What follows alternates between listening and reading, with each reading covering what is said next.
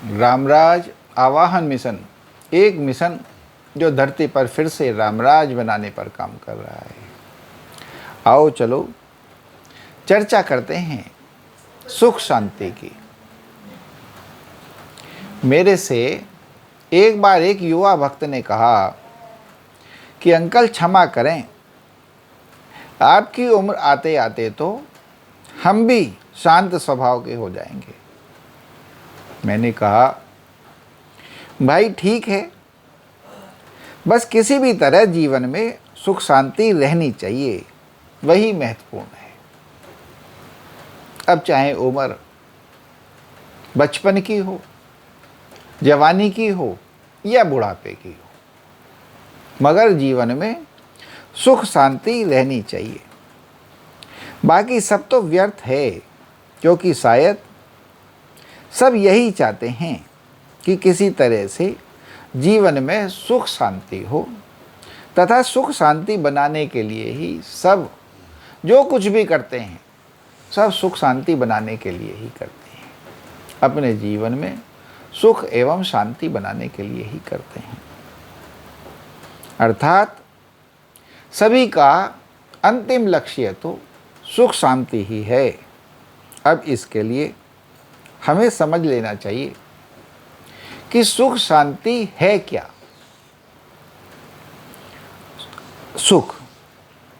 सुख एक ऐसी स्थिति है जहां हमारा मन सुख महसूस करता है,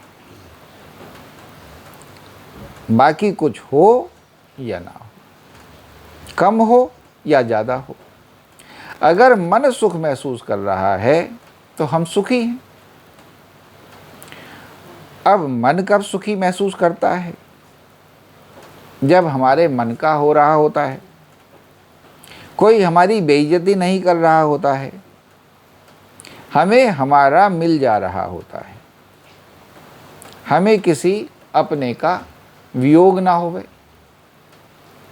हमें तृप्ति हो, हमें डर नहीं लग रहा हो, हमें क्या करना है क्या नहीं करना है यह हमारी समझ में आ रहा हो, तथा हम ऐसा कर भी पा रहे हों।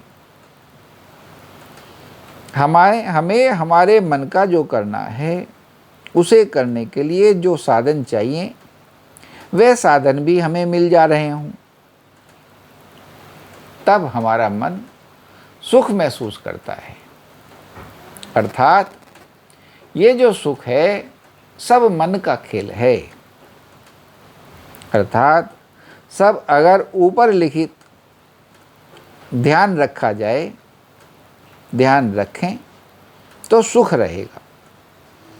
अब इसका लिए हमें सबका आपस का सहयोग होना चाहिए। अब ये सब जो मैंने सुख शांति के विषय में लिखा है, हमारी रामपन की पाठ 17 बुक का पेज नंबर 7, उसमें ये पूरा लिखा हुआ है, जिसको मैं आपको बता रहा हूँ, विचार दे रहा हूँ, ताकि इस सुख शांति को समझा जा सके और अपने मन में उतारा जा सके और इसके अनुसार कार्य किया जा सके। अब इसके लिए हमें सबका आपस में सहयोग करना चाहिए। अर्थात कोई किसी के मन को दुख ना पहुंचाए। अब अगर इस प्रकार ध्यान रखा जाए तो सुख का ओवरऑल स्तर बढ़ जाएगा। ज़्यादा से ज़्यादा लोगों के मन सुखी रहने लग जाएंगे, क्योंकि लोगों ने कोशिश करना शुरू कर दिया कि हम दूसरों के दुखों को, दूसरों के मनों को दुख पहुंचाते ही नहीं हैं, पहुंचाना ही नहीं है। उसके लिए तरीका है कि अपने मन को शांतिपूर्वक रहने का अभ्यास कराना। मन का शांतिपूर्वक रहना अर्थात कामनाओं का शांत रहना, कामनाओं को शांत रखना, अशांत ना होना, मन के आवेगों को थाम कर रखना। मन के आवेग क्या हैं? काम, क्रोध, मद, मोह, लोभ। शांति का मतलब है ठहराव, मन को ठहराव में रखना, स्थिर रखना, शांत रहना, संतोष रखना, दूसरे के द्वारा आवेग देने पर आंदोलित ना होना।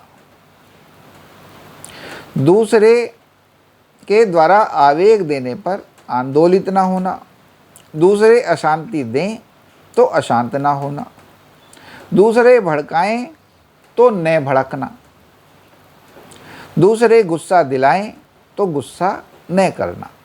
अर्थात एक्शन रिएक्शन के जाल को तोड़ देना।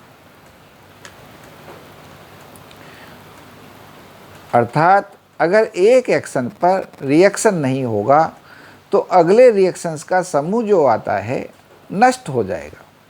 अर्थात आने वाली काफ़ी सारी अशांति मिट जाएगी।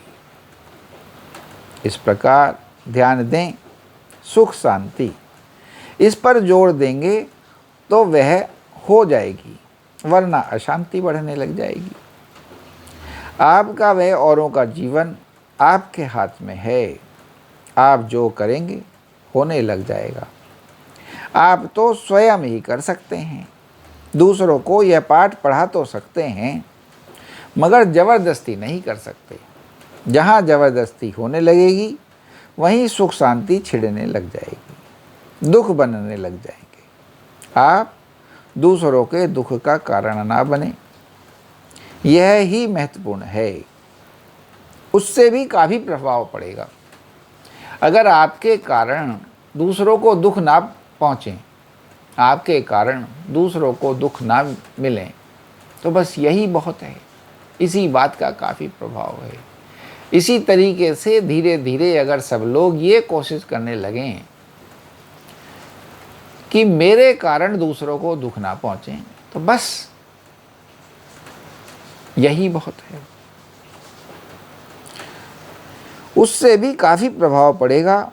सुख शांति पूर्वक दूसरों को भी इस मार्ग पर चला दें। यह आपकी काबिलियत पर भी निर्भर करता है। काबिल बने, समझदार बने, सुख शांति बनाएं, क्योंकि यही दुनिया का सर्वोत्तम एवं सबसे सुंदर स्वरूप है और इसी को राम राज्य कहा जाता है।